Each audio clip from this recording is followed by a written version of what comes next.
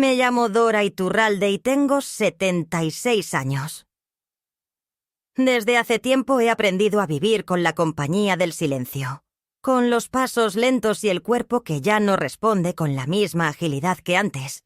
Mi casa, que antes era bulliciosa y llena de voces infantiles, se ha convertido en un lugar donde los ruidos vienen más del viento que golpea las ventanas que de alguna risa familiar. Vivo en el mismo lugar donde crié a mi hija, una pequeña casa en las afueras de Bilbao, construida con las manos de mi difunto esposo y decorada con lo que pudimos ir comprando durante casi 4 décadas de vida compartida. Las paredes guardan los ecos de canciones de cuna, de discusiones por tonterías, del llanto reprimido tras la muerte de mi hija y de mi yerno, y de las largas noches en vela en las que me sentaba junto a la cuna de mi nieto, intentando entender por qué el destino puede ser tan cruel con los que menos lo merecen. Cuando Iker llegó a mi vida, no fue con alegría ni preparación, sino con el vértigo de una tragedia que no me dio opción a decidir. Tenía apenas 5 años cuando un accidente de coche me lo entregó como único legado de mi hija. Recuerdo esa mañana de invierno con una claridad que me estremece. Las sirenas, el teléfono que no dejaba de sonar, la voz del policía al otro lado de la línea diciendo que «lo siento mucho». Con esa frialdad profesional que te arranca el alma de Pirciento Cuajo, me dieron a Iker con un pequeño rasguño en la ceja y los ojos tan grandes, tan llenos de miedo, que durante un instante dudé de si algún día podrían volver a brillar. Lo abracé con una mezcla de ternura y desesperación, y sin saber cómo, sin planearlo, volví a ser madre cuando ya pensaba que mi papel en este mundo era solo el de envejecer en paz. Cuidar de él no fue fácil. Yo ya estaba cansada. Ya no tenía ni la fuerza ni la paciencia de los 30. Pero me repetía a mí misma que no podía dejar que creciera sintiendo que había sido abandonado. Cada desayuno, cada merienda, cada visita al colegio y cada historia contada antes de dormir eran intentos desesperados de reconstruirle una infancia con pedazos rotos. A veces lloraba en silencio mientras le preparaba la cena, porque no sabía si lo estaba haciendo bien, porque me dolía que él no pudiera tener a su madre o a su padre para leerle cuentos como antes, y porque temía morirme antes de verlo convertido en hombre, pero me callaba. No por orgullo, sino por costumbre. Las mujeres de mi generación hemos aprendido a tragar las lágrimas como quien toma una medicina amarga, porque sabemos que si nos derrumbamos, no queda nadie que nos recoja del suelo. Durante muchos años, Iker fue mi motor. Me levantaba temprano no por rutina, sino porque él necesitaba su uniforme limpio, su bocadillo envuelto con cuidado, sus deberes revisados. Los profesores me conocían por nombre. Algunos me decían que era admirable cómo lo llevaba sola. Yo sonreía con gratitud, pero por dentro sentía que no hacía nada extraordinario. Solo intentaba que aquel niño no notara que el mundo se había olvidado de él. Le compraba libros cuando no podía pagarme unas gafas nuevas. Cocinaba lo que a él le gustaba, aunque a mí me cayera mal al estómago. Dejé de ir a reuniones con amigas para no dejarlo solo las tardes que él tenía pesadillas. Y las tenía a menudo. Despertaba gritando por cosas que no recordaba, y venía a meterse en mi cama, enredando los brazos en mi cintura como si yo pudiera protegerlo del pasado. Con el tiempo las pesadillas cesaron, pero el vacío se fue llenando de otras cosas, de adolescencia, de rebeldía, de frases dichas sin pensar. Empezó a pedir más, a agradecer menos. Primero fueron pequeñas cosas. Olvidaba darme las buenas noches. Salía sin avisar. Se llevaba comida a su cuarto sin decir palabra. Luego vinieron las mentiras piadosas, las medias verdades, las ausencias prolongadas. Y aunque yo me daba cuenta de todo, seguía poniendo su ropa a lavar, dejando dinero en la encimera por si lo necesitaba, y cocinando para 2, aunque solo uno comiera en la mesa. Cuando cumplió 20 años, me dijo que quería quedarse a vivir conmigo un tiempo más, mientras estudiaba en la universidad, porque así podía ahorrar. Yo asentí, porque me aliviaba saber que todavía escucharía su voz al entrar en casa, aunque cada vez hablara menos conmigo y más con esa pantalla que parecía tener más importancia que cualquier ser humano. Hace años que no recibo un regalo de cumpleaños, ni un abrazo sin que yo lo inicie, ni una palabra de gratitud sincera. Pero aún así, cada noche dejo encendida la lamparita del pasillo, por si vuelve tarde, para que no tropiece, como hacía cuando tenía 8 años. Me repito que todo lo que hice fue por amor, porque no hay otra explicación. Uno no sacrifica su cuerpo, sus deseos, su vejez, su dignidad incluso, por obligación. Se hace por amor, o no se hace en absoluto. Sin embargo, en los últimos meses, algo ha empezado a crujir por dentro, como si una grieta invisible se abriera lentamente entre lo que fui y lo que me obligo a seguir siendo. Cada vez me cuesta más mantener la compostura cuando me ignora, cuando me trata como si yo fuera una molestia, cuando cruza por delante de mí sin mirarme a los ojos. Me digo que está en una etapa difícil, que la juventud es ciega, que algún día entenderá todo lo que hice. Pero hay mañanas en las que esa esperanza ya no basta. Hay mañanas en las que me despierto con un nudo en el pecho, sintiéndome más huésped que dueña de esta casa. Como si la que estorba fuera yo. Como si él estuviera esperándome el último suspiro para quedarse con todo y finalmente deshacerse del estorbo. Y aún así lo sigo queriendo. Con ese amor testarudo que solo las abuelas conocemos. Ese que no necesita ser correspondido para persistir. Ese que te rompe los huesos y el alma, pero que te mantiene viva, aunque sea a medias. Nunca imaginé que llegaría un día en que desearía no haberlo criado. Y sin embargo, esa sombra ha comenzado a asomar, no como una decisión, sino como un presentimiento. Un presagio de que algo está a punto de quebrarse, y que cuando lo haga, ya no habrá forma de volver atrás.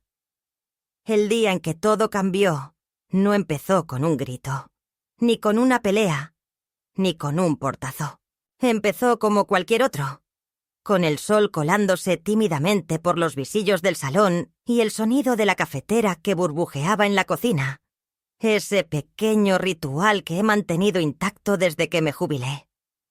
Me gusta preparar el desayuno temprano, antes de que el resto del mundo despierte del todo, cuando el silencio aún tiene esa textura suave, casi tibia.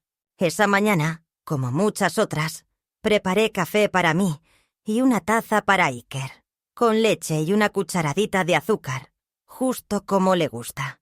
Puse pan en la tostadora, saqué un poco de queso de cabra que había comprado el día anterior en la tiendita de la esquina y corté fruta fresca. La mesa estaba servida cuando oí sus pasos bajando las escaleras. Apareció en la cocina con su habitual desgana, con el rostro medio cubierto por el móvil, con ese andar desganado de quien parece vivir en piloto automático. Se sentó sin saludarme, sin mirarme, con la mirada aún pegada a la pantalla. No me sorprendió. Ya hacía meses que los buenos días habían desaparecido de su vocabulario habitual. Pero aún así, no pude evitar decir, como cada día: «Buenos días, mi niño». Él no respondió. Solo dejó caer el móvil sobre la mesa. Suspiró con fastidio y miró hacia el plato con tostadas como si se tratara de algo que alguien había dejado ahí por error. Fue entonces cuando lo dijo, sin preámbulos, sin levantar siquiera la voz, sin mirar mis ojos. Solo murmuró, como quien comenta algo irrelevante: «Tu olor me da náuseas, abuela. ¿No podrías ducharte antes de venir a la cocina?».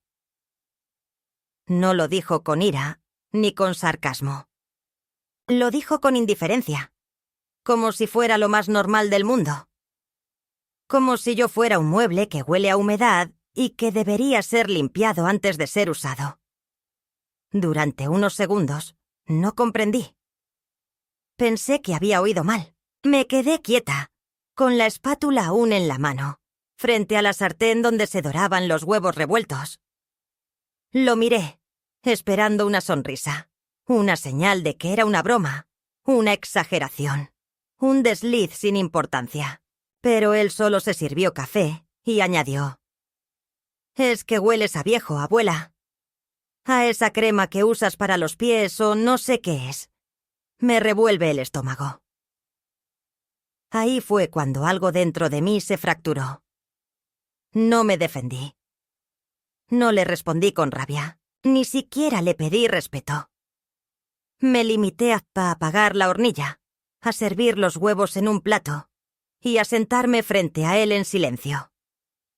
Él comía como si nada hubiera pasado, con la tranquilidad impune de quien no teme consecuencias. Masticaba mientras revisaba el móvil, contestaba mensajes, reía solo en voz baja, como si no acabara de desintegrar con sus palabras décadas de entrega silenciosa. Y mientras lo observaba, recordé la primera vez que me llamó ama con la voz ronca del sueño. Recordé cómo lo cargaba en brazos por toda la casa cuando tenía fiebre y se aferraba a mi cuello temblando. Recordé las noches en que dormía a su lado cuando lloraba por sus padres, cuando su llanto era seco, como si no le quedaran lágrimas. Recordé cada pequeño sacrificio que hice para que nunca le faltara nada. Las veces que renuncié a cambiar mis lentes para pagar sus libros, los cumpleaños que pasé sola porque él estaba con amigos, las comidas que guardaba para él, aunque yo apenas probara bocado. Y, sin embargo, para él yo era solo un estorbo que olía mal. Una presencia incómoda que debía perfumarse antes de existir en su espacio. No dije nada esa mañana. Fingí que no me había dolido. Terminé de desayunar y recogí la mesa como siempre. Lavé los platos, barrí el suelo, pasé el trapo por la encimera con una meticulosidad casi ritual. Él subió a su cuarto y volvió a sumergirse en su mundo privado, ese donde yo no existía, salvo cuando necesitaba comida, ropa limpia o dinero para el bus. Yo me quedé en la cocina un rato más, sentada, con la taza de café entre las manos ya frías, intentando comprender qué se había roto en él para que pudiera tratarme así. Por la tarde, decidí limpiar el armario del pasillo, una de esas tareas que uno pospone eternamente. Al abrir la puerta, vi una caja de zapatos vieja con documentos que no recordaba haber guardado ahí. Eran cartas, dibujos, boletines escolares de Iker. Una de las cartas me detuvo el corazón. Tenía 8 años y había escrito, con letra torcida: «Gracias por cuidarme, abuela. Eres mi ángel». Me la llevé al pecho, pero ya no podía llorar. Solo sentía un silencio denso dentro de mí, como si algo se hubiera secado para siempre. Durante los días siguientes, la escena se repitió con variaciones. Iker no se disculpó. Ni siquiera volvió a mencionarlo, pero empezó a usar colonia más fuerte, a abrir las ventanas de par en par cuando bajaba a la cocina, a dejar velas aromáticas encendidas después de comer. Todo era un recordatorio sutil, cruel, de que yo no era bienvenida en mi propia casa. Una noche escuché cómo le decía a alguien por teléfono: «Vivo con mi abuela, pero el olor es insoportable. No sé cómo aguantó». Y lo peor fue que se reía. A la semana siguiente, al abrir el buzón, encontré una carta de la Oficina de Seguridad Social.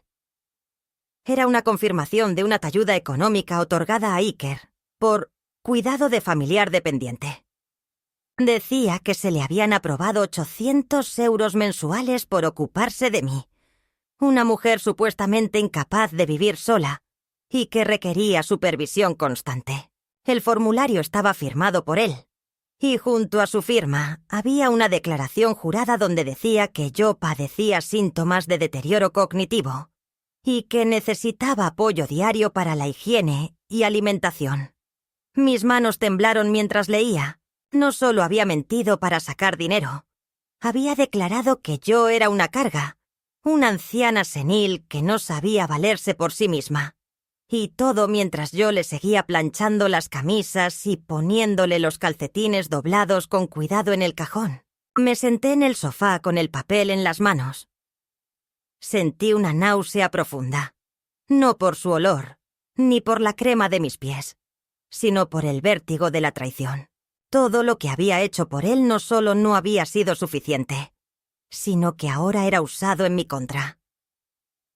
Yo no era su abuela. No era su familia. Era su fuente de ingresos, su excusa, su fachada ante el sistema. Me pregunté cuántas veces más habría mentido.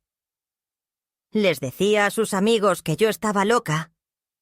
Les decía que me cambiaba los pañales, que me daba de comer, que me ayudaba a vestirme.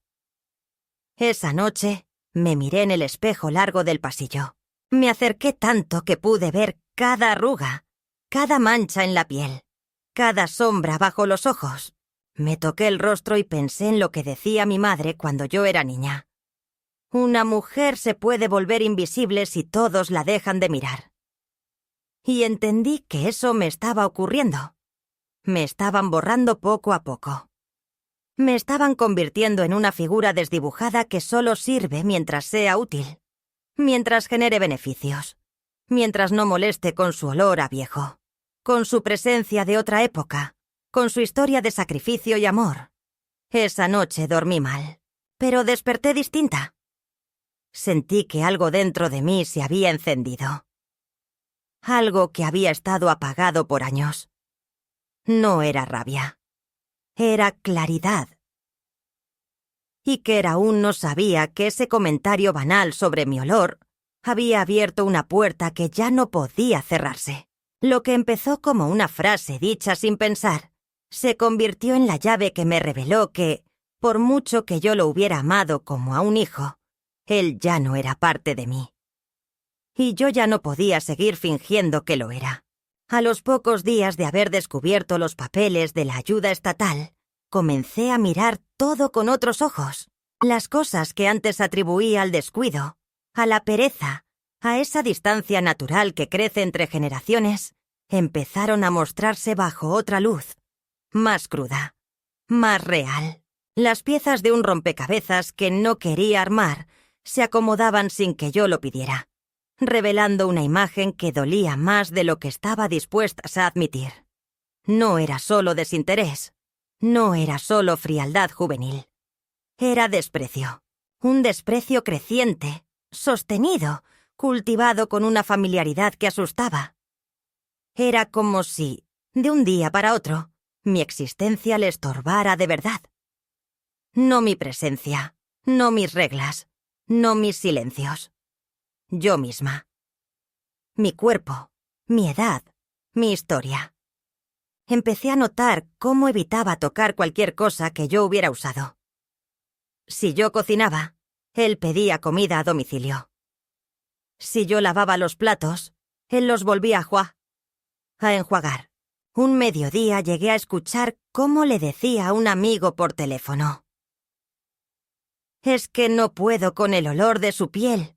Se me queda pegado en la ropa». Cerré la puerta de la habitación con cuidado, como si ese gesto pudiera protegerme del golpe. Pero era tarde. Las palabras ya estaban dentro, como cuchillas en la carne. Aquella misma noche encontré que había comprado un ambientador automático con aroma a eucalipto y lo había puesto en el pasillo, justo frente a mi habitación.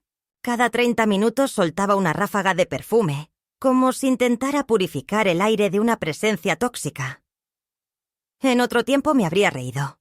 Habría pensado que era una de esas excentricidades de los jóvenes de ahora. Pero no.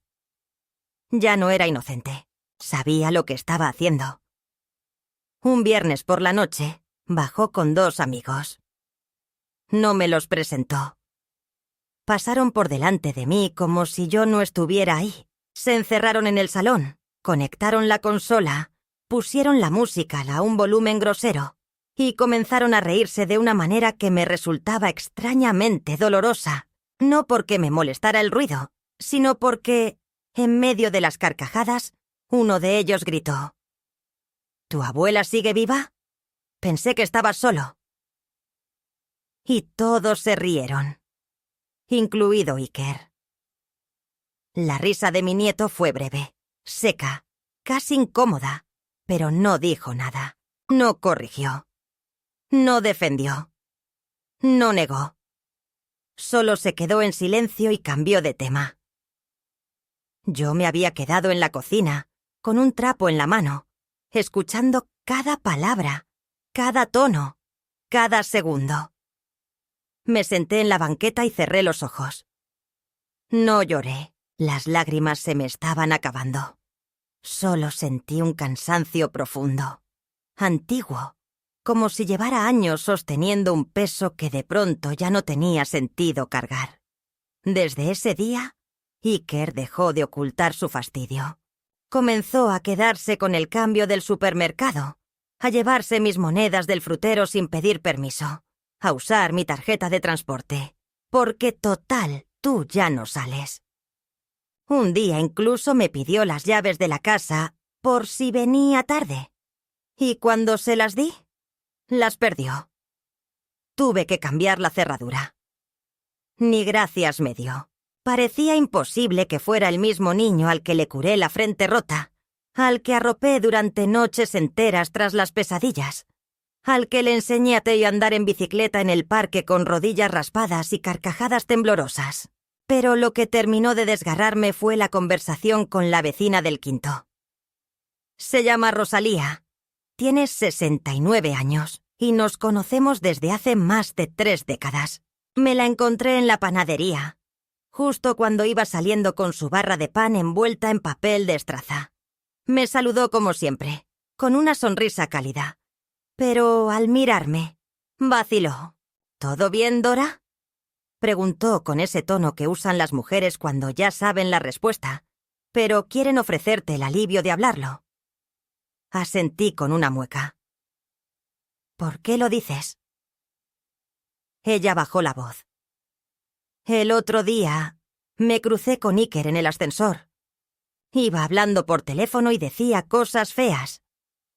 Que vivía con una vieja loca, que no tenía vida por tener que cuidar de ti, que no dormía por los gritos y los olores. Que si fuera por él, te llevaría a un geriátrico.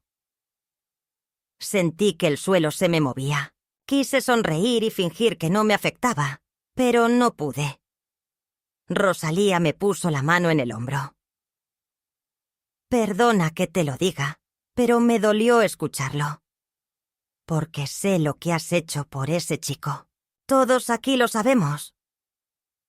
Le di las gracias, o algo que se pareció a eso, y caminé hasta mi casa con un nudo en la garganta. Ese día no comí, ni cené.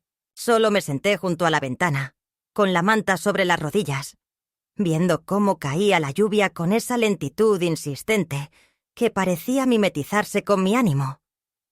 Me sentí vieja, sí, pero no por los años, por el desprecio, por el olvido, por la ingratitud tan profunda que podía tragarme entera.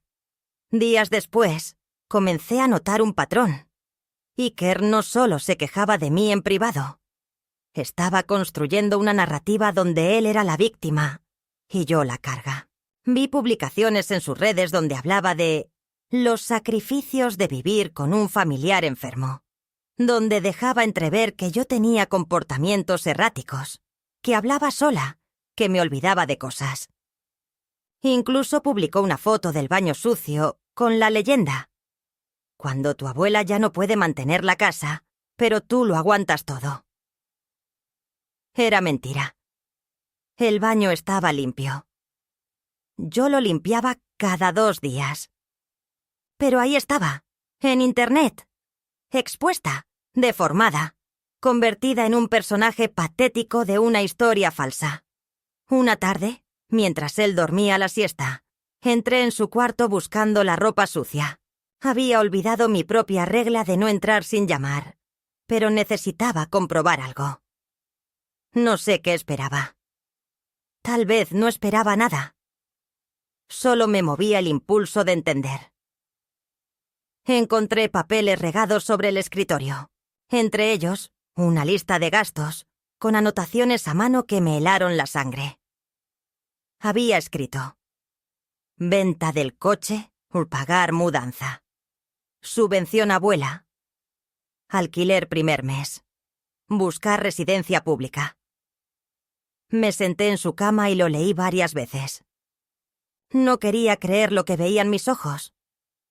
Él ya estaba planeando irse, dejando todo listo, con mi dinero. Y no solo eso. También estaba pensando en internarme. Como si yo fuera una planta que se puede trasladar sin más. Sin explicaciones. Sin duelo. Sin justicia. Cuando se despertó y bajó a la cocina, lo esperé con la carta de la Seguridad Social en una mano y la lista de gastos en la otra. No dije nada. Solo lo miré. Él frunció el ceño.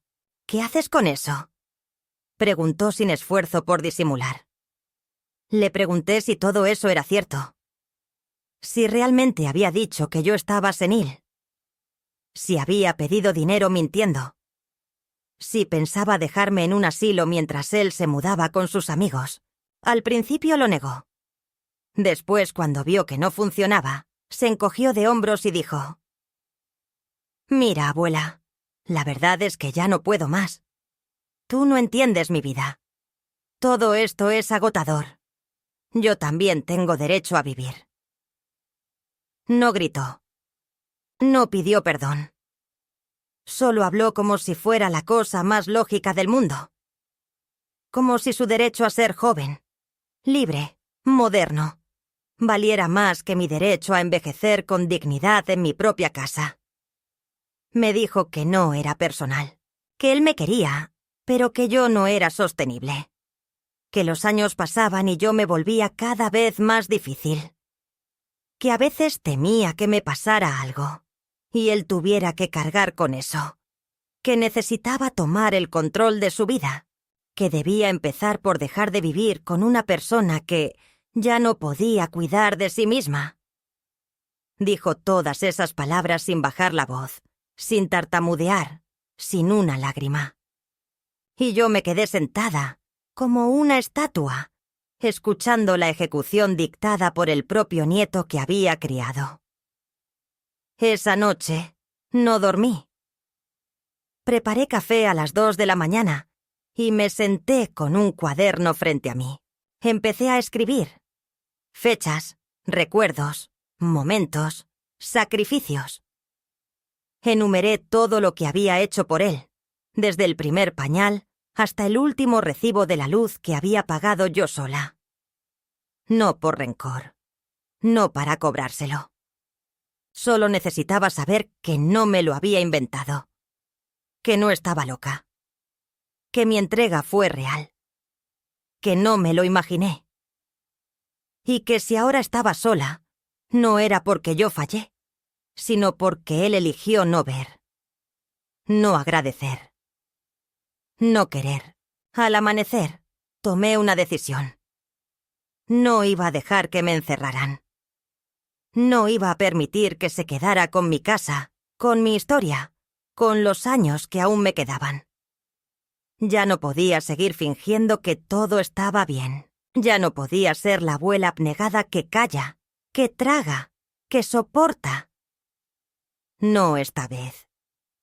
No cuando mi alma estaba en juego. Y así, con la luz de la mañana entrando por la ventana del comedor, supe que la historia estaba por cambiar. No sabía aún cómo, ni cuándo, ni con qué fuerza. Pero sabía que no podía volver atrás.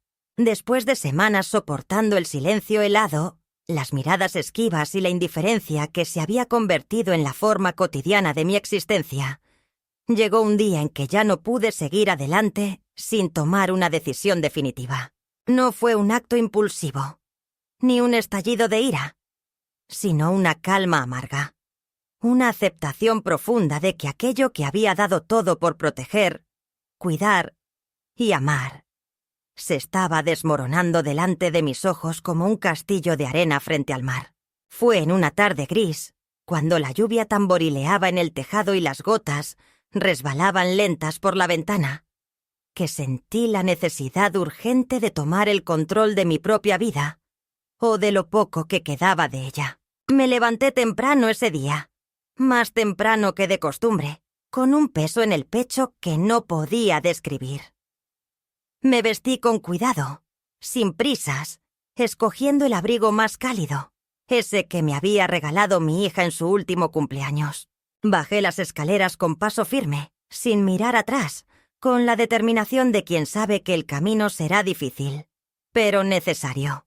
Salí de casa y caminé hasta la oficina de Seguridad Social, un lugar que antes me había parecido frío y distante, pero que ahora se convertía en el escenario de mi renacimiento. Allí, después de explicar mi situación con voz pausada y sin esconder el cansancio acumulado, solicité hablar con un trabajador social.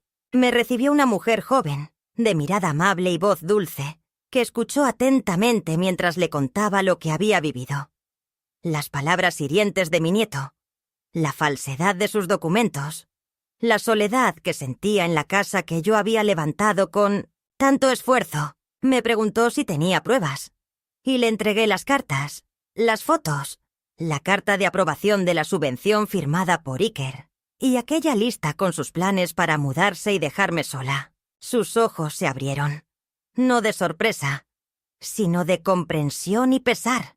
Fue entonces cuando me habló de mis derechos, de las leyes que me protegían como persona mayor, de la posibilidad de recurrir a un abogado para reclamar la verdad y hacer justicia. Me recomendó acudir a un asesor legal y me proporcionó un contacto de confianza.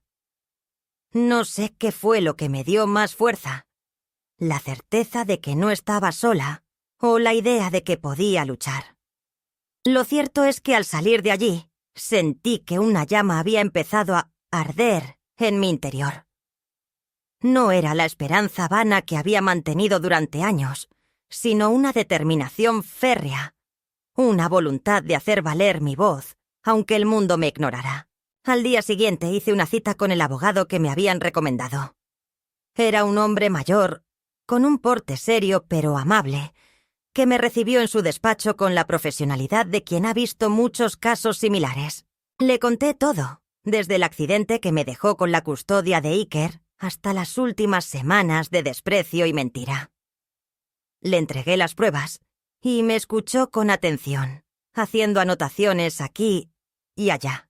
Mi cuerpo, que había soportado años de sacrificios y dolores, comenzó a reclamar cuidado, y yo aprendí a darle tiempo y ternura. Durante semanas me sumergí en un proceso que no conocía, lleno de papeleo, reuniones, consultas y expectativas inciertas. A veces me sentía perdida en un mar de documentos y términos legales, pero la presencia de aquel hombre me daba confianza. Mientras tanto, en casa, la tensión crecía. Iker comenzó a notar que algo cambiaba, que ya no era la única voz con poder, que había alguien más dispuesto a escucharte y a defenderte. Sus miradas se tornaron más esquivas, sus respuestas más cortantes y sus escapadas nocturnas más frecuentes. En una ocasión, me sorprendió al regresar a casa con una carpeta llena de papeles que había cogido de la oficina de Seguridad Social sin permiso. La hojeé sin que él me viera y encontré que había intentado falsificar documentos para que me declararan incapaz. Un escalofrío recorrió mi espalda. Ese gesto me confirmó que no solo estaba luchando contra la indiferencia, sino contra una estrategia fría y calculada para apropiarse de lo que era mío. En medio de ese conflicto, algo inesperado sucedió. Elena, la hija de Iker, su prima, una chica de 16 años que siempre había mostrado cariño y respeto hacia mí, se acercó más que nunca. Me llamó una tarde para ofrecerme ayuda, para preguntarme cómo estaba, para decirme que no merecía ser tratada así. Empezó a visitarme más seguido, a traerme flores del jardín, a leer conmigo libros antiguos que yo solía guardar. Su presencia fue como un bálsamo en medio de la tormenta. En sus ojos vi la juventud que aún creía en la justicia, en la familia como un refugio y no como un campo de batalla. Con su apoyo, decidí dar un paso más. Junto a mi abogado, presentamos una demanda formal para detener la ayuda que Iker estaba recibiendo de manera fraudulenta. Pedimos una auditoría, una investigación profunda sobre su conducta y las verdaderas condiciones en las que vivía conmigo. Fue un proceso largo, agotador, lleno de idas y venidas, pero también revelador. Descubrimos que no solo había mentido sobre mi estado de salud, sino que también había utilizado mi identidad para realizar gastos personales y movimientos bancarios sin mi consentimiento. Ese descubrimiento fue un golpe, pero también una liberación. Por primera vez, sentí que la verdad estaba siendo escuchada y que mi dignidad empezaba a recuperarse. Sin embargo, también sabía que la batalla no había terminado, y que reaccionó con furia, acusándome de traición, de querer destruir su vida, de querer apartarlo de su familia. Enfrentamientos verbales llenos de palabras duras y silencios hirientes se convirtieron en el pan de cada día. Pero yo ya no temía. Cada discusión, cada mirada fría, cada reproche era solo el reflejo de su miedo a perder el control. En medio de esa lucha, la casa, que antes era un refugio, se transformó en un campo de batalla emocional. Pero yo encontré en mí misma una fuerza que no sabía que tenía. Volví a cuidar mi cuerpo, a salir a pasear, a reencontrarme con amigas que hacía tiempo no veía. Me apunté a un taller de pintura en el centro cultural del barrio y redescubrí la alegría de crear. Cada pincelada era una forma de sanar, de recuperar mi voz, de reclamar el espacio que siempre me había pertenecido. Un día, mientras pintaba un paisaje de la playa donde solíamos ir de vacaciones con mi hija, recibí una llamada inesperada. Era el director de la residencia de ancianos donde, según supe por rumores, algunos familiares envían a sus padres para liberarse. Quería ofrecerme ayuda, apoyo psicológico, un lugar seguro donde descansar y recuperarme. Le agradecí la oferta, pero le dije que no estaba lista para renunciar a mi hogar, a mi historia, a mis recuerdos. Que estaba luchando para que ese hogar siguiera siendo mío, para que no me borraran de mi propia vida. Esa llamada fue un punto de inflexión. Me di cuenta de que no podía esperar la compasión de quienes me habían dado la espalda, que mi destino dependía de mí misma, que debía pelear con todas mis fuerzas para conservar lo que era mi patrimonio, no por el valor material, sino por lo que representaba, mi legado, mi identidad, mi dignidad. Así fue como tomé la decisión más difícil pero necesaria: transferir la propiedad de mi casa a la escuela de parteras donde trabajé tantos años, un lugar que siempre consideré mi segunda familia. Lo hice con la esperanza de que, así, la casa permaneciera protegida, lejos de las garras de quien solo veía en ella un objeto y no un hogar lleno de historia y amor. Sabía que perder la propiedad sería un golpe duro para mí, pero también entendí que mantenerla a cualquier costo, a costa de mi paz y mi seguridad, no era una opción. Cuando informé a Iker, la reacción fue explosiva. Me gritó. Me acusó de despojarlo, de ser egoísta, de romper la familia. Pero esta vez no cedí. Le dije con calma que no buscaba destruirlo, sino salvarme, que si para él eso significaba alejarse, que así fuera, que yo merecía ser tratada con respeto, no con desprecio. Que había llegado el momento de vivir para mí, y no solo para los demás. Ahora, cada vez que paso por la puerta de la escuela de parteras, siento una mezcla de tristeza y orgullo. Tristeza por lo que perdí, pero orgullo por lo que gané. La capacidad de decir basta, la fuerza de reclamar mi lugar, la valentía de reconstruir mi vida desde las cenizas del abandono. En medio de todo esto, Encontré también una nueva familia en esas jóvenes mujeres que aprenden el arte de traer vida al mundo, quienes me escuchan, me respetan y me quieren. En ellas veo un reflejo de lo que fui y lo que aún puedo ser. A través de sus ojos recupero la esperanza y la certeza de que la vejez no es el final, sino el comienzo de una nueva etapa en la que uno puede elegir cómo vivir, con quién compartir y por qué luchar. Esta batalla aún no ha terminado, pero ya no estoy sola ni derrotada. Tengo en mi corazón la convicción de que la dignidad, el amor propio y la justicia son fuerzas más poderosas que cualquier indiferencia o traición. Y aunque el camino sea duro y el final incierto, sé que elijo vivir con la frente en alto y el alma en paz, porque al final, eso es lo único que realmente importa. Los días que siguieron a mi decisión de transferir la propiedad de la casa a la escuela de parteras fueron los más difíciles y conflictivos que he vivido en mucho tiempo. Desde que Iker recibió la noticia, su actitud cambió por completo. Lo que antes era indiferencia se tornó en una resistencia abierta y desafiante, una lucha feroz por mantener el control sobre lo que él creía que le pertenecía, aunque para mí fuera un recuerdo vivo, un refugio de años y de sacrificios. No solo era la casa, era la dignidad, la historia familiar, el último vínculo que me quedaba con aquellos que ya no estaban. En cuestión de horas, Iker empezó a movilizarse. Contactó a abogados, amigos y conocidos que pudieran apoyarlo en su intención de revertir la transferencia. Su enojo se tradujo en mensajes hostiles, llamadas constantes, acusaciones directas y veladas amenazas. Me decía que estaba destruyendo su vida, que no pensaba en su futuro, que era egoísta y que me estaba equivocando. Pero lo peor era la frialdad con la que expresaba esas palabras, como si no fuera un nieto reclamando respeto, sino un adversario sin escrúpulos decidido a ganar, a cualquier costo. En casa la tensión se hizo insoportable.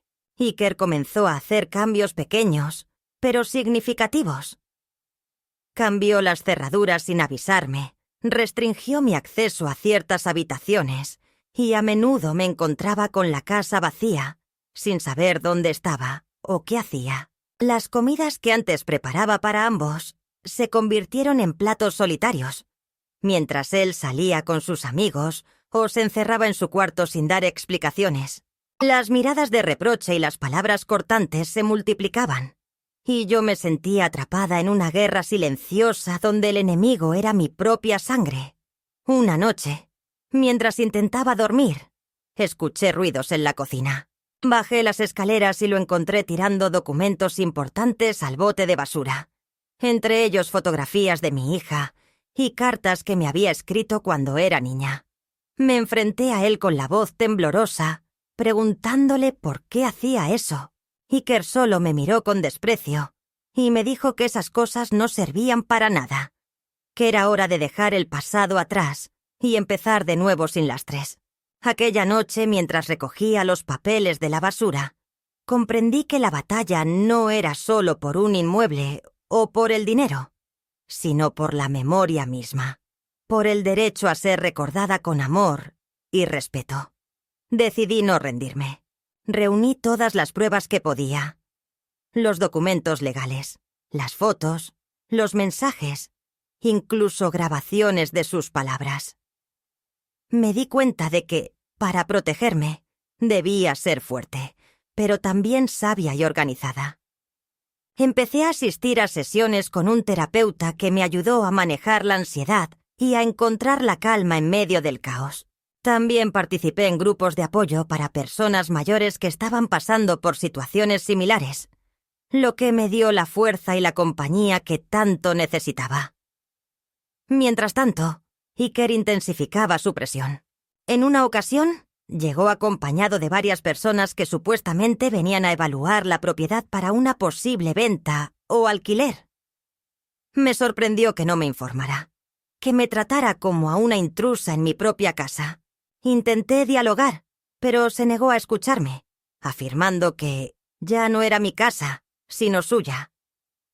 Esa frase fue como un puñal, pero no me quebró. En cambio, fortaleció mi convicción de que debía seguir adelante. Las tensiones alcanzaron su punto máximo cuando Iker decidió involucrar a su padre, un hombre al que casi no conocía, pero que respondía con rapidez a las llamadas de su hijo. El padre llegó a la casa con un grupo de abogados y representantes legales, intentando mediar y buscar una solución. Sin embargo, sus intervenciones solo aumentaron el conflicto, porque no entendían la complejidad emocional y la profundidad del daño que se había causado. Para ellos, era un asunto legal, un simple problema de propiedad y dinero. Pero para mí era mucho más. La situación escaló a tal punto que se convocó una reunión familiar en la que estaban presentes no solo Iker y su padre, sino también otros parientes y amigos que, sin saber todos los detalles, intentaron imponer sus opiniones y presiones. Durante esa reunión, fui humillada públicamente, desacreditada y acusada de ser una mujer egoísta y desconectada de la realidad. Se cuestionó mi capacidad mental, mi juicio y mi salud, como si todo lo que había construido y vivido fuera una mentira. Me sentí sola, pequeña, pero también más decidida que nunca. En respuesta, con la ayuda de mi abogado, preparé un dossier que incluía informes médicos, testimonios de personas que me conocen desde hace años y documentos que demostraban mi lucidez y capacidad para tomar decisiones. Presenté una denuncia formal por acoso y abuso emocional y solicité una medida de protección para asegurar mi bienestar y mi integridad dentro de mi propio hogar. Fue un paso difícil, lleno de miedo y de incertidumbre, pero necesario para poner límites claros y defender lo que era mío por derecho. La batalla legal se prolongó durante meses. Hubo audiencias, inspecciones, negociaciones y momentos en los que sentí que todo estaba perdido. Pero también hubo pequeñas victorias, momentos en los que recibí apoyo inesperado de vecinos, de amigos y hasta de algunos familiares que comenzaron a cuestionar las acciones de Iker. Su imagen empezó a deteriorarse y él mismo se encontró aislado, enfrentando las consecuencias de sus actos. Mientras todo esto sucedía, empecé a reconstruir mi vida. Retomé actividades que había abandonado, como la pintura y la escritura, y encontré en ellas una forma de expresar el dolor, la rabia y la esperanza que habitaban en mi interior. También fortalecí mi vínculo con Elena, quien se convirtió en una presencia constante y cariñosa, recordándome que no estaba sola y que aún podía construir nuevas relaciones basadas en el respeto y el amor. A pesar de todo, no puedo negar que el daño causado por Iker dejó cicatrices profundas. La sensación de haber sido traicionada por quien más amaba es un peso que llevo conmigo todos los días, pero también es un recordatorio de la importancia de valorarme, de no permitir que nadie, ni siquiera la familia, me quite la dignidad y la voz. Aprendí que el amor no es sinónimo de sumisión, y que a veces, para protegernos, debemos alejarnos de quienes nos hacen daño, aunque duela. Ahora, aunque el futuro sigue siendo incierto y la lucha continúa, camino con la cabeza erguida, consciente de que he recuperado el control sobre mi vida. Sé que no puedo cambiar el pasado, pero puedo decidir cómo vivir el presente y qué legado dejar para quienes vienen detrás de mí. Esta batalla ha sido dura, pero también me ha enseñado que la fuerza verdadera reside en levantarse una y otra vez, aunque todo parezca perdido. El día de la audiencia final llegó con una mezcla de tensión y extraña serenidad. Me desperté antes que sonara el reloj, como si el cuerpo supiera que ese día marcaría un antes y un después en mi vida. El cielo amaneció cubierto, un gris apagado que parecía envolverlo todo en un silencio denso, pesado. Me vestí con la misma blusa azul que usé el día que me jubilé, cuando aún creía que el descanso en la vejez sería un regalo, no un campo de batalla. Me até el cabello con una cinta sobria y me puse los zapatos que reservo para momentos importantes. Bajé despacio las escaleras, como si cada peldaño me separara más de la mujer que fui durante décadas, la mujer que cuidó, que aguantó, que tragó palabras y humillaciones con una sonrisa educada. Esta nueva mujer, la que se iba a sentar frente a un juez, no pedía amor ni perdón. Exigía respeto. Iker no estaba en casa. Había salido la noche anterior y no regresó. Me alegró que así fuera. No tenía fuerzas para una conversación más con él, no antes de enfrentarme al sistema con todo lo que tenía dentro. El taxi llegó puntual. El conductor, un hombre mayor, me abrió la puerta con cuidado. Durante el trayecto no hablamos mucho, pero en un momento, al notar mi nerviosismo, me miró por el retrovisor y dijo: «A veces la justicia tarda, pero llega. Usted va a estar bien». No sé si lo dijo por decir algo, por llenar el silencio, pero me sostuvo la mirada unos segundos, y eso bastó para darme valor. Al llegar al tribunal, vi que ya estaban todos. Mi abogado, los representantes legales de Iker, 2 asistentes sociales, y también, para mi sorpresa, algunos rostros conocidos del barrio. Rosalía, la vecina del quinto, me hizo un gesto de aliento. También estaba Elena, mi sobrina, con un cuaderno en la mano y la barbilla alta, como si su presencia pudiera equilibrar la balanza. La sala era más pequeña de lo que imaginaba. Los techos bajos y las paredes de madera clara daban una sensación íntima, casi doméstica. Pero el peso de lo que íbamos a resolver era abrumador. Alguien leyó los cargos, los antecedentes, los reclamos. Mi abogado expuso con firmeza pero sin dramatismo. Habló del uso fraudulento de ayudas estatales, de la coacción emocional, del intento de internarme en contra de mi voluntad, de la apropiación indebida de bienes, de las falsificaciones de documentos. Lo dijo todo, sin adornos ni exageraciones, como quien enciende una luz en una habitación a oscuras. La jueza, una mujer de mediana edad con rostro severo pero mirada justa, escuchaba sin interrumpir, anotando aquí y allá, observando cada gesto. Cuando llegó el turno de Iker, algo dentro de mí se contrajo. Se levantó con desgana, el rostro pálido, ojeroso, sin la altanería de los primeros meses. Sus abogados hablaron en su nombre, alegaron juventud, presión, malentendidos, falta de orientación. Intentaron pintar un cuadro de confusión y miedo, donde él era víctima de sus propias decisiones y donde yo, sin querer, lo había empujado a actuar así. No lo miré.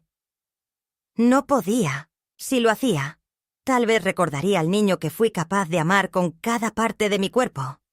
Y esa mujer ya no podía estar allí conmigo. Necesitaba a la otra, a la que sabía que no se puede perdonar sin justicia, sin verdad. Me pidieron hablar. Me levanté con dificultad, pero sin vacilar. Caminé hasta el centro de la sala y hablé. No con rabia, no con venganza. Hablé con memoria. Conté quién fui, quién soy, lo que hice por él, lo que me costó criar a un niño sola, con la espalda rota y el corazón lleno de duelo. Relaté las veces que me quedé despierta en vela por sus fiebres, los sacrificios silenciosos, las renuncias, las alegrías pequeñas. Y luego conté cómo me miró un día y me dijo que mi olor le daba náuseas. Cómo fui desapareciendo en mi propia casa, convertida en estorbo, en objeto, en cifra útil para una ayuda económica. Les hablé de las noches en que recogí cartas y fotos del bote de basura, de las veces que encendí una vela solo para sentir que alguien me cuidaba, aunque fuera una llama. Dije que no estaba allí para destruirlo, sino para que el mundo supiera que eso no se hace, que hay límites, que incluso el amor más grande puede marchitarse si lo pisan demasiado. La sala guardó silencio. La jueza me agradeció. y durante varios minutos no se escuchó nada más que el tic-tac del reloj de pared. Luego vino el veredicto. Fue breve, claro y contundente. Iker debía restituir las ayudas mal habidas, se suspendían sus beneficios como cuidador, y además se le imponía una orden de alejamiento provisional hasta que pudiera demostrarse un cambio de conducta. La transferencia de la casa se ratificaba como válida y legal. La propiedad ya no era disputable. Era mía solo en la historia, pero en la realidad le pertenecía ahora a la institución que me salvó. Iker no dijo nada. Bajó la cabeza y salió de la sala sin mirar atrás. Me quedé sentada unos minutos más, sola, mirando mis manos sobre el regazo, temblorosas, pero limpias. No sentí alegría, ni alivio, solo un vacío largo, como si hubiera soltado algo que llevaba demasiado tiempo cargando. Salí del edificio y encontré a Elena esperándome en las escaleras. Me abrazó fuerte, sin decir palabra. Y ese gesto simple fue lo que me hizo llorar por primera vez en semanas. Lloré no por la pérdida, sino por todo lo que aún era mío. Mi historia, mi valor, mi nombre, mi voz. Esa noche, ya en casa, encendí la lámpara del pasillo por costumbre, pero nadie subió las escaleras. El silencio era distinto. No era opresivo, era nuevo. Abrí el baúl donde guardaba los recuerdos de mi hija y comencé a ordenar todo de nuevo, esta vez con ternura. No porque quisiera olvidar lo que había pasado, sino porque quería que lo importante volviera a ocupar su lugar. Puse música suave, me serví una taza de té y por primera vez en mucho tiempo me senté en el sillón sin miedo de lo que podía pasar después. No sabía qué haría Iker. Tal vez desaparecería. Tal vez buscaría venganza. Pero esa ya no era mi batalla. Yo había hecho lo que debía. Había dicho lo que otros callan. Había puesto límite a una violencia que muchos ni siquiera saben nombrar. Y eso, aunque nadie me lo agradeciera, era suficiente. No para sanar del todo, pero sí para volver a empezar. Ha pasado ya un tiempo desde aquella última audiencia, y los días, aunque parezcan iguales en apariencia, han comenzado a tener un color distinto. El aire dentro de la casa es otro, más liviano, menos cargado de presencias silenciosas y reproches suspendidos. Todavía me despierto algunas mañanas creyendo que escucharé pasos en el pasillo, la puerta del cuarto de Iker cerrándose con desgano, o el sonido apagado de su música atravesando las paredes. Pero lo único que escucho es el crujir de la madera, el limo de cielpos, canto de algún mirlo en la ventana y mi propio suspiro al poner los pies en el suelo. El silencio ahora ya no es amenaza, es compañía, es espacio para mí. A veces me descubro hablando sola en voz baja, no porque haya perdido la cordura, sino porque por fin puedo decirme las cosas sin miedo, con la certeza de que hay alguien que escucha, aunque sea yo misma. Elena viene seguido a visitarme. Trae galletas, libros, me cuenta sus cosas y escucha las mías. Su presencia ha sido como un brote nuevo en una rama que parecía seca. No llena el hueco que dejó Iker, porque hay cosas que no se llenan. Solo se acomodan para que no duelan tanto. Pero sí me recuerda que la sangre no siempre traiciona, que a veces la familia aparece donde uno menos la esperaba. Hemos pintado juntas una de las habitaciones, la que usaba para guardar cosas viejas, y la hemos transformado en un pequeño estudio con plantas, una radio antigua y una mesa donde me siento a escribir, a recordar, a ordenar el caos que fue mi vida estos últimos años. En ese espacio he comenzado a escribir cartas, no para enviar, sino para liberar. Cartas a mi hija, a mi esposo, incluso a Iker. En algunas le cuento lo que me dolió, en otras le deseo que encuentre un camino distinto, más limpio, menos egoísta. No sé si algún día se las leeré. Tal vez no. Tal vez algunas verdades solo deben quedar entre el papel y la conciencia. La casa ya no me pertenece legalmente, pero sigo viviendo aquí gracias a un acuerdo con la escuela de parteras. Me han ofrecido quedarme todo el tiempo que necesite, como parte de un proyecto que busca dar refugio a mujeres mayores que no tienen a dónde ir. Algunas tardes recibo a jóvenes alumnas que vienen a escuchar mis historias, a hacerme preguntas, a llenarse de sabiduría no académica, sino vivida. Me miran con una mezcla de respeto y ternura que me conmueve más de lo que puedo admitir, sin romperme. Me llaman señora Dora, algunas abuela, y esa palabra, dicha sin obligación ni rencor, me devuelve algo que creí perdido para siempre. He aprendido muchas cosas en este tiempo, y no todas han sido dulces. Aprendí que el amor no es garantía, que uno puede criar con todo el corazón, y aún así, recibir la ingratitud como respuesta. Aprendí que la dignidad no se regatea, que cuando una mujer se da cuenta de que la están borrando, tiene el derecho y el deber de levantar la voz aunque le tiemble el alma. Aprendí que hacerse vieja no significa volverse invisible, sino más bien volverse clara, como el agua que ha dejado atrás los sedimentos. Y sobre todo, aprendí que es válido empezar de nuevo, aunque no se tengan 20 años, aunque el cuerpo duela, aunque las fuerzas sean menos. Empezar, aunque solo sea por una misma. A veces me siento frente al espejo y observo mi rostro, con todas sus marcas, sus pliegues, sus historias. Ya no me escondo de mi reflejo, ya no me juzgo. Me reconozco.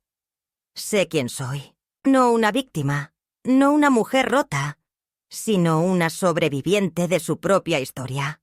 Hay noches en las que aún sueño con el pasado, con mi hija de niña, con Iker pequeño tendiéndome los brazos, y me despierto con un nudo en la garganta, pero ya no me ahoga. Ahora respiro hondo.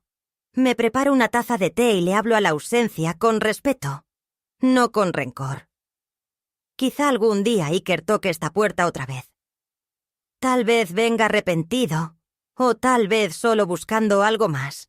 No sé qué haré si eso sucede. No lo planeo. Solo sé que esta vez la que abrirá la puerta será una mujer distinta. Más firme, más libre, más consciente de su valor. Porque no se trata de castigar ni de olvidar. Se trata de no volver a perderse por nadie, de no regalarse entera a quien no sabe cuidar. Este no es un final feliz, pero es un final verdadero. Y eso, a mi edad, es lo único que ya me importa. Vivir con la verdad, aunque duela. Dormir en paz, aunque sola. Y despertar cada día sabiendo que al menos por mí hice lo correcto. Eso me basta. Eso y una taza de té caliente, una ventana abierta y el tiempo, por fin mío, que me queda por vivir.